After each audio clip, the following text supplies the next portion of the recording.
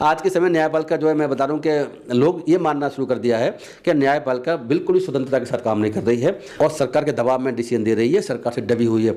अभी ऐसे जजमेंट जो आया हुआ इसी को इसी तरीके से देखा जा रहा है और बहुत से जजमेंट आ रहे हैं, लंबे समय से जजमेंटों की श्रृंखला है पूरी, जो कि ये दिखाती है कि हमारे देश की न्यायपालिका, खास तौर से सुप्रीम कोर्ट, हाई कोर्ट और नीचे के ट्रायल कोर्ट के जजेज भी वो डिसीजन, ज़्यादातर डिसीजन वो आ रहे हैं जो सरकार को सूट करते हैं या जो हिंदू पक्ष को, हिंदू मुस्लिम विवाद है तो हिंदू पक्ष को सूट करते हैं, उस टाइप के जजमेंट आ रहे हैं। तो देखो देश की हालत बड़ी खराब है, देश मेरे साथ संविधान के हिसाब से नहीं चल रहा है। बीजेपी के आइडियोलॉजी से मैच खाता है, बीजेपी की आइडियोलॉजी के हिसाब से, आरएसएस की आइडियोलॉजी के हिसाब से संविधान के अगेंस्ट जो काम करते हैं एडवोकेट्स, उनको ही सुप्रीम कोर्ट का जज या हाई कोर्ट का जज या chief justice of high court इत्यादि बनाया जा रहा है।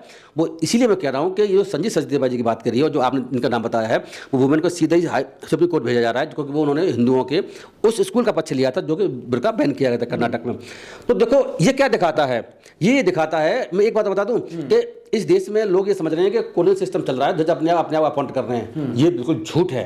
ये सबसे बड़ा देश का, इसमें बता रहा हूँ, सबसे बड़ा ये झूठ है कि कोलोजियम जजों को अपॉइंट कर रहा है। सरकार कर रही है, सरकार ही कर रही है। सरकार नहीं कर रही होती तो ये बाबा के चक्कर लगाने वाले जज कैसे बन रहे होते? सरकार नहीं कर रही होती अगर, तो बीजेपी की प्रवक्ता लेडीज थी घावड़ी कुछ करके, वो आंध्र प्रदेश हाईकोर्ट की जज अभी 1.5 साल पहले बनी थी, विवाद 2 साल पहले विवाद चला था। मुझे ऐसे कई जजों की जानकारी मिल रही है। तो आप जो अभी सीधा वकील से सुप्रीम कोर्ट बनाया उनकी बात कर रहे हैं ना आप, तो तभी तो लिया जाता है।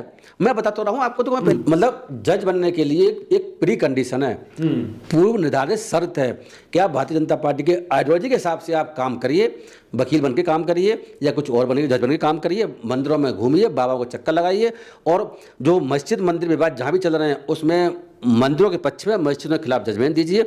ये ही एकमात्र क्वालिफिकेशन है हाई कोर्ट सुप्रीम कोर्ट का जज बनने की। अभी जो है मध्य प्रदेश हाई कोर्ट के चीफ जस्टिस थे संजीव सचदेवा, वो अभी सुप्रीम कोर्ट जज कल बनाए गए हैं। आपने देखा होगा सुप्रीम कोर्ट के जज बनाने के लिए कोलोजियम ने रिकमेंड किया है।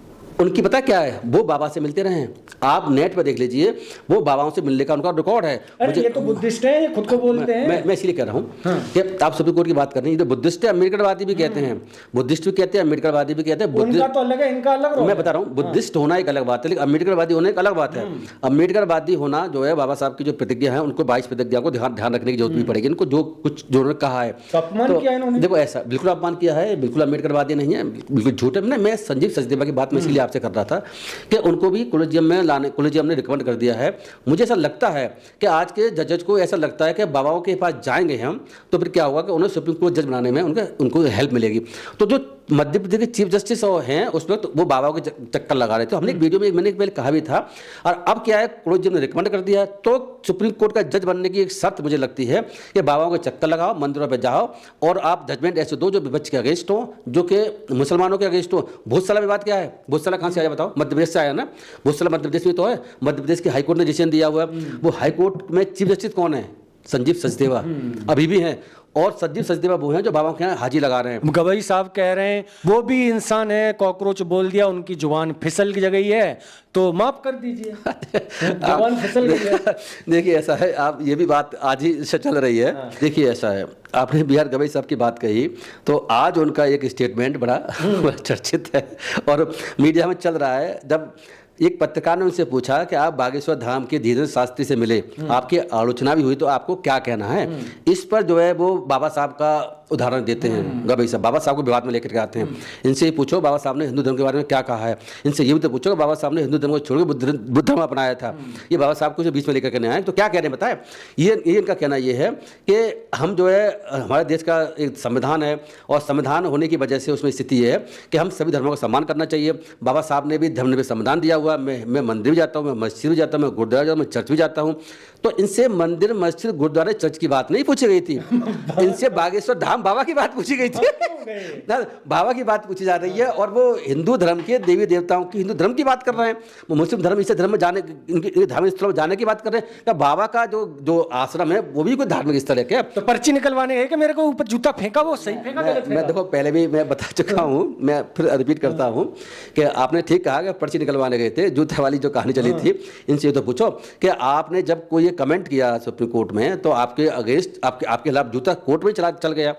इसमें बहुत विवाद चला, हम पहले बहुत सारी चीज़ें बात कर चुके हैं, अब ज़्यादा कहीं जरूरत नहीं है। तो अब अगर हिंदू धर्म के उनमें जाते हो आप, तो आप हिंदू धर्म के लोग जूता भी चला रहे हैं, और आप ये भी कह रहे हैं कि आप हिंदू धर्म के विरोधी हैं, क्योंकि आपने जो उस वक्त जो खजुराहो के मंदिर के बारे में जो मूर्तिवान जो बात कही थी, उस पर मैं कमेंट, उस पर जो रिएक्शन जो एक वकील का आया था। तो देखिए ये जो जज साहब हैं CJ गवई साहब, अब मुझे ये बता दें कि अब बाबा को ये हिंदू धर्म का ही देवता समझ रहे हैं क्या, धीरेन्द्र शास्त्री को? मैं एक बात और बता दूं जो बड़ी चिंता की बात है कि आपके दर्शक ये भी समझ लें कि ये CJ गवई साहब ने एक जजमेंट दिया था, जिसे हम बुलडोजर जजमेंट के नाम से जानते हैं, वो इन्हीं का जजमेंट था, इन्होंने लिखा था, इन्होंने दिया था, और उस जजमेंट के बारे में ये विदेशों में भी अपनी तारीफ करके आ रहे हैं, खुद ही अपना सीना पीटते रहते हैं कि हमने जजमेंट दिया हुआ है।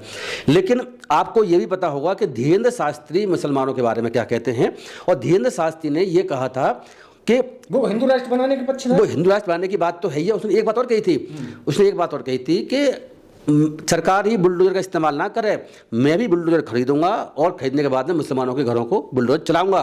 तो भैया आप बुलडोजर ना चलाने की बात करो, जजमेंट देके जा रहे हो, और आप फिर रिटायरमेंट के बाद में धीरेन्द्र शास्त्री के दरबार में हाजिर लगा रहे हो, जो कि बुलडोजर से मुसलमानों घर तोड़ने की बात कर रहा था। तो आप कहीं विरोधाभासी नहीं है, जजमेंट तो आप दे गए, लेकिन CGI रहे पद पर वो व्यक्ति उनके चरणों में लौट रहा है, आप समाज का अपमान। देखो ऐसा है, एक और क्वेश्चन पूछा गया था CJ गवई, पूर्व CJ गवई से, क्या पूछा गया था? ये पूछा गया था कि कॉकरोच विवाद के बारे में आपका क्या कहना है, कि CJ सूर्यकांत जी ने कॉकरोच की बात कर दी थी, तो आपको क्या कहना है? तो ये कह रहे हैं कि कॉकरोच के विवाद को बढ़ा चढ़ाकर पेश किया जा रहा है, और कॉकरोच विवाद, न्यायाधीश भी इंसान होते हैं, कोर्ट में सुनवाई के दौरान बिना किसी बुरे इरादे के अनजाने में कोई शब्द निकल जाता है। तो ये कह रहे हैं कि अनजाने में CJ सूर्यकांत जी कोई शब्द निकल गया था, कॉकरोच वाला शब्द, वो न्यायाधीश भी इंसान होते हैं, और विवाद को बढ़ा चढ़ाकर पेश किया जा रहा है, ये बात उन्होंने कही है। मेरी समझ में नहीं आ रहा कि ये CJ गवई जो है ये क्या जज कैसे बन गए। मैं ये बात इसीलिए कह रहा हूँ कि इस बात को सूर्यकांत जी भी नहीं कह रहे, वो तो डंके की चोट पे बोल रहे हैं। सूर्यकांत जी इस बात को नहीं कह रहे कि अनजाने में वर्ड निकल गया था, वो कहाँ कह रहे हैं? वो तो ये कह रहे हैं कि मैंने कहा था लेकिन उसका अर्थ दूसरा निकाला गया है।